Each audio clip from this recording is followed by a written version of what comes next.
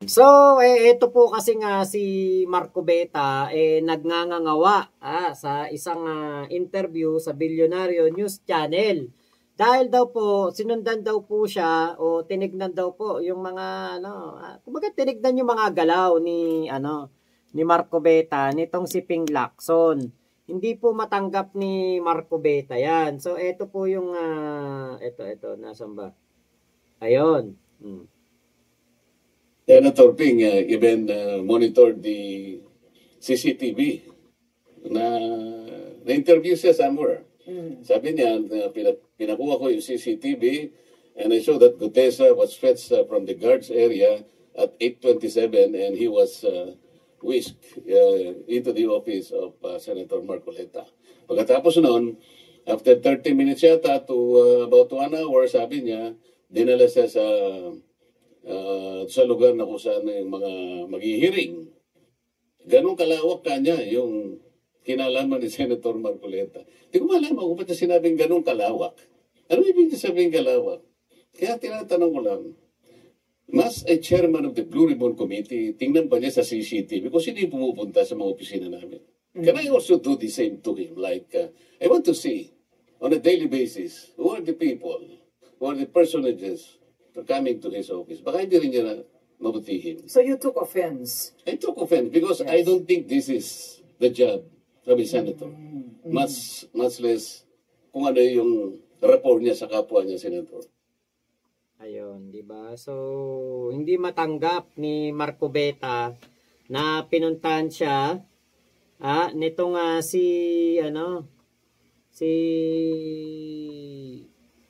Ping Lacson. Binantayan siya, inimbestigahan kung ano ang ginawa nitong si Gutesa sa kanyang opisina. Alam niyo po, bilang isang Blue Ribbon Committee chairman, nagiging due diligence lang yan ni Ping Lacson. Kasi hindi ka panipaniwala yung mga sinasabi ni Gutesa. Di ba? Buti sana, kasi nga sabi ko nga kung etong si Gutesa ay in good faith at totoo ang kanyang mga sinasabi, dapat doon siya pumunta kay Ping Lacson. Kasi siya na ang Blue Ribbon Committee Chairman. Bakit kay Mike Defensor pa siya dumaan at dumaan pa kay Marco Beta? Diba? Bakit dadaan ka pa dyan? Kung magsasabi ka rin din naman ng katotohanan, bakit hindi ka pa dumiretso kay Ping Lacson? Hindi naman pwedeng hindi ka entertainin ni Ping Lacson. Sa totoo lang, mas kapanipaniwala etong si Gutesa sa kanyang mga salaysay kung si Ping Lacson ang naglabas sa kanya. Kaya lang nga po, paano lalabas ang isang Gutesa at lalapit kay Ping Lacson kung etong si Gutesa ang halos lahat ng kanyang mga napagtrabahuhan, kanyang mga nabantayan, naging security detail siya ay puro DDS. Una, si Nicanor Paldon. Naging tauhan siya niyan. Binantayan niya yan. Sumunod si Martin Andanar. DDS din. Sumunod si Sara Duterte. Tapos si Saldico. Di ba? Puro DDS yan Si Saldico, DDS yan. Wag nila tayo nung tarantaduhin, wag nila tayong lokohin. DDS yan si Zaldico. Diba si Sara Duterte pa nga nagbuking kay Zaldico at kay Digong? Na si Zaldico ang siyang contractor ng overpriced na laptop ni Digong. Si Zaldico. Nung namatay yung representative ng Ako Bicol Party List, isa sa mga representative niya namatay. Takbo kaagad si Digong sa Bicol. Hindi ginagawa yan ni Digong sa ibang mga namamatay. Pili lang ang pinupuntahan niyan kapag may namatay. Kapag kaalyado, takbo kaagad yan. Pero kapag hindi kaalyado, nun kang puntahan ka niyan. Ah? Diba? Kaya ito pong mga pagbibintang kay Zaldico, baka nga totoo. Kasi kurakot talaga ang naging amo niyan, si Digong. Dikit na dikit kay Digong yan eh. Nito lang naman naging kumbaga, dahil nga iba na ang administrasyon, syempre gano'n naman talaga, di ba? Kapag iba na ang administrasyon, yung mga merong mga masasamang loob dyan, lalapit, didikit sa kung sino ang nasa administrasyon. Ganon nang ginawa nitong si Zaldico. Ngayon, nitong si Zaldico, nakakita ng pagkakataon na makakapagnakaw siya sa gobyerno ni PBBM dahil na-master niya eh. Nagawa nila ni Digong, walang nakakita, walang nakasilip. Nagawa nila magnakaw. Ginamit ang DepEd, ginamit ang laptop para sa mga estudyante teacher. Nakalusot sila. Pati yung kanilang mga proyekto sa Bicol, nakalusot din. Walang nag-iimbestiga sa mga flood control projects nilang, mga ghost projects. Nakalusot sila eh. Dahil si Digong, nababayaran. Si Digong, kapag may nalamang korupsyon, bigyan mo lang yan ng pera, tatahimik na yan. Kaya nga, di ba, sabi nga ni Digong, meron siyang 5 bilyon na na-acquire niya. Simula nung naging sabi niya, simula nung naging abogado, prosecutor, naging mayor, naging congressman, naging mayor, naging vice mayor, naging mayor ulit, hanggang naging presidente. Naka-accumulate daw siya ng 5 billion pesos. Kasi nga, ikaw ba naman di ka magkaka 5 billion? Sa mga drug lords pa lang na pinrotektahan niya, 100 milyon na natatanggap niya. Sa mga nakapasok na tsekwa dito at nagtayo na mga pogo, bilyon na talaga ang natanggap niya dyan. Kaya talaga pong yan, talaga si Digong po, ang naging susi ng mga kurakot. Kaya po sila nakapenetrate ng malalim hanggang sa ating Pangulong Bongbong Marcos administration. Kasi nakita na nila, na master nila, ay ganito pala para hindi tayo mahuli. Meron pa silang kasabwat na contractor, Diskaya. Ala na talaga. Talagang makakalusot ka na ngayon dyan. Kaya po, etong si Marcoleta, di ba nakita natin ang pagprotekta niya dito kila Diskaya sa mga Duterte. Ayaw nga niya mapunta yung investigasyon sa 2016 to 2022. Ang gusto niya, 2022 lang hanggang 2025 lang. Alam niya, sinagot siya ni Lacson. Ito. Kasi nakaka-apekto din sa image niyo. No, that's my opinion. Alam niyo, hinahanapan niyo ako ng bawal na akong pa-interview sa inyo. Kung interview niyo ako, puro no comment. Ano ang tsura ko nun? Just because he is complaining. That's my personal opinion. At saka siya na rin nagsabi, at this point, ano yung sabihin natin? At this point. So relative, diba? At this point, sabi ko, yun ang tingin ko eh. Anong pakialam niya sa akin kung yun ang pananaw ko? Siya ba, inaawat ko kung ano opinion niya? Diba? Thank you, sir. Kasi nakaka-apekto din sa image. Si Lacson, galit na. Kay Marcobeta. Kasi nga, ibang klase itong si Marcobeta eh. Parang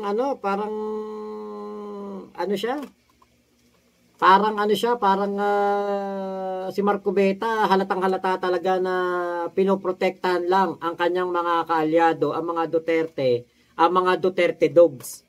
Kaya hindi na siya pinaporma ni Ping Lacson. Ito. Kasi di ba sabi, hindi siya. How about Gutesa, sir? May info na ba sa whereabout niya? Kasi di ba sabi hindi siya Yeah, mahanap? yun nga eh. So, walang balita kay Gutesa. And that's the reason why, I thought of reviewing the CCTV of September 25. It was not my intention to spy on Senator Marcoleta. No. Ang talagang reason kung bakit pinahanap ko yung CCTV footage, para magkaroon kami ng clue kung sino yung pwedeng kasama niya, na pwedeng mapagkilanlan, na pwedeng ipaabot sa kanya yung invitation through that person. Kasi nga, nawawala siya. And we need him to show up yung kanyang mga na-testify na earlier, or kung meron siya mga additional na documents or ebidensya to back up his claim, no? In his sinumpang salaysay. Naghahanap din kami ng magko-corroborate doon sa kanya mga sinabi. In fact, no, si Senate President Soto was in touch earlier with Senator Bato de la Rosa. Because sabi ni Senator Bato, meron siyang pipresenta na magko-corroborate kay Gutesa. And I just thought na baka yung si Paul or yung Mark na minention. But nung kinumusta ko kay Senate President, sabi ko, natatanda ko may sinasabi si Senator Bato, why don't we pursue that? No? Kung po pwede niya maipresenta kasabay sa hearing sa Friday. When he checked, sabi ni Senator Bato, ang balita niya, mukhang nag-join up na kay, kay Congressman Saldico sa Europe. So, baka And we're still validating, kung yun ang sabi. So, madali naman yon. We will check with immigration kung meron talagang departure, assuming na they use their real names. Yeah. So, sino po ba yun yung Mark and Paul, yung sinasabi nga nakasama niya na nag-deliver. Importante yun kasi what we need kay Gutesa, yung magko-corroborate, whether it's another witness or whatever documentary evidence na meron siyang hawak para maipakita niya. Otherwise, mere allegation by one person, parang maski sa korte, maski sa prosecution level, baka hindi mag-hold water. So, hindi ho kayo mag-stand up yung kay Gutesa na... Sa ngayon, sa tingin ko, being an investigator for so long, pag alam kong ganun lang, isang salita lang, sa isang tao, mahirap tumayo. So, kailangan natin ng magko-corroborate. Sa isang interview, sinabi ako ni Senator Rodante Marcoleta. Yun. Kaya itong si Gutesa, nagtatago. Bakit? Wala naman siyang makaka-corroborate sa kanyang ginagawang pagsisiwalat kuno ng katotohanan. Wala siyang ebidensya.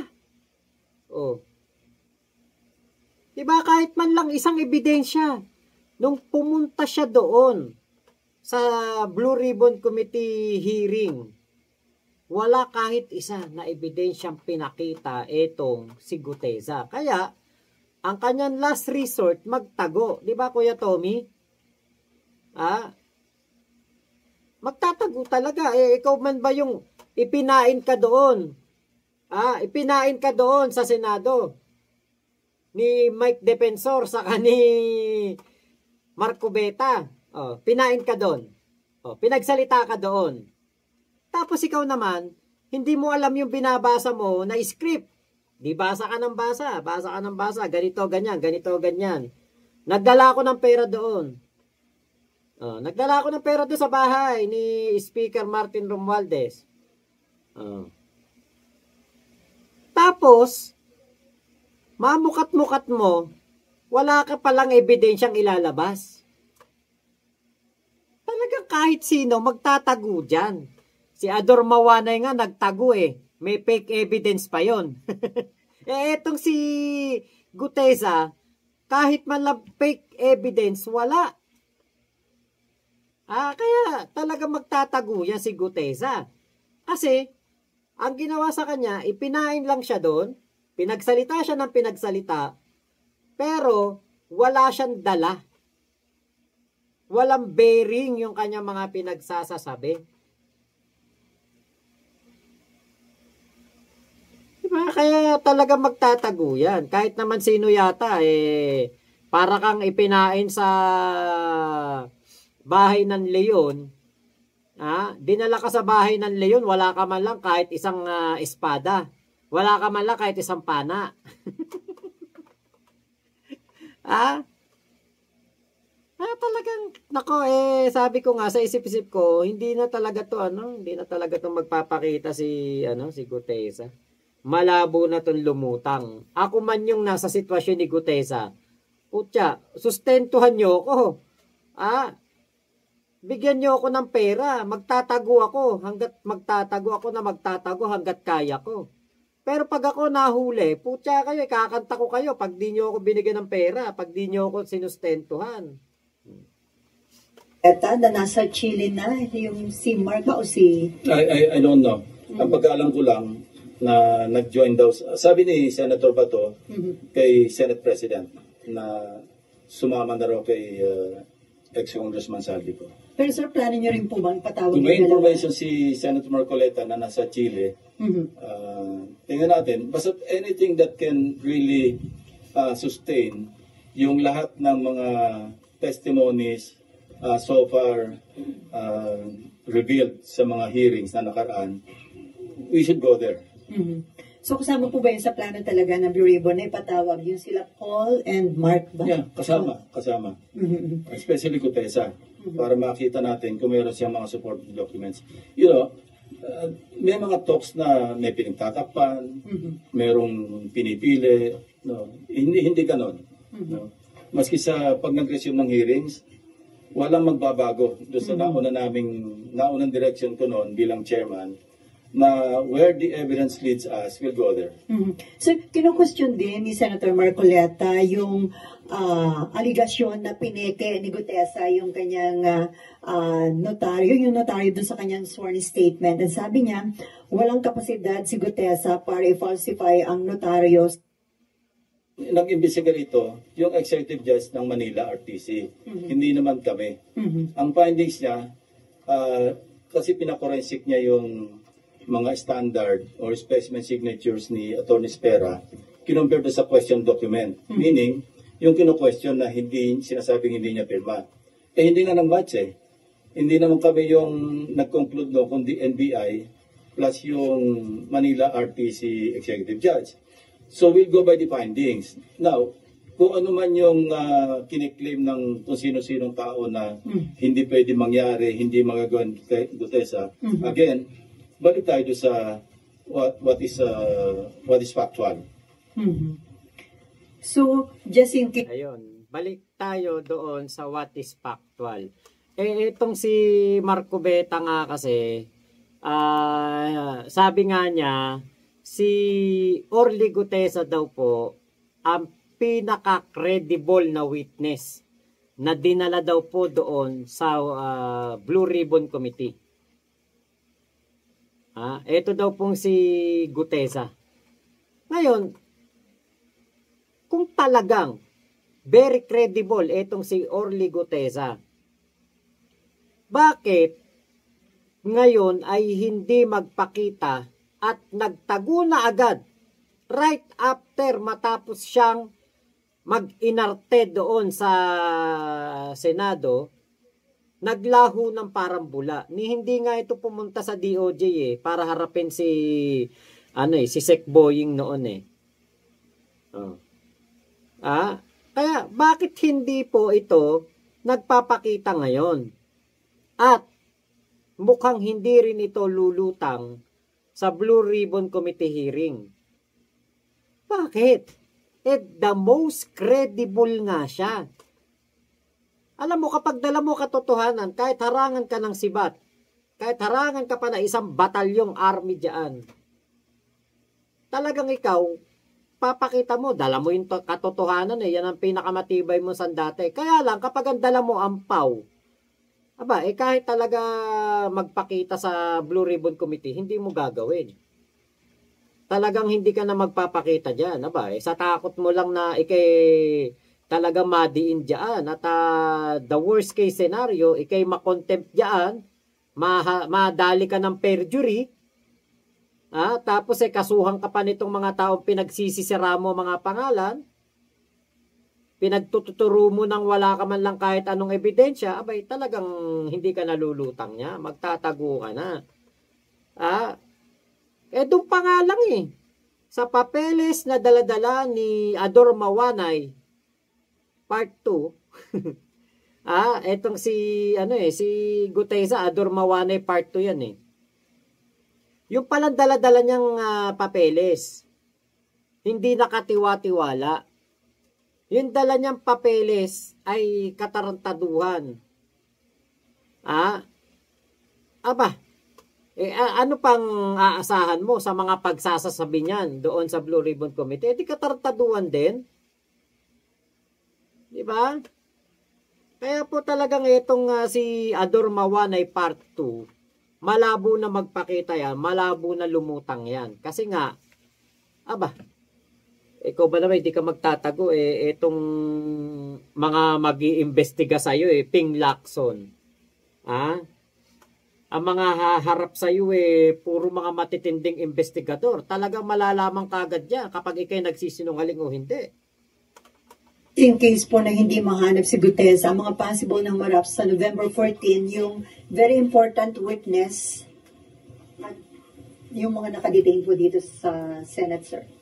Yung mga hinahawakan na ng ombudsman at saka yung inimbestiga na undergoing preliminary investigation, kung ano yung kakulangan na pwede ma-contribute pa ng Blue Ribbon Committee sa mga hearings, pwede pa rin namin i-pursue.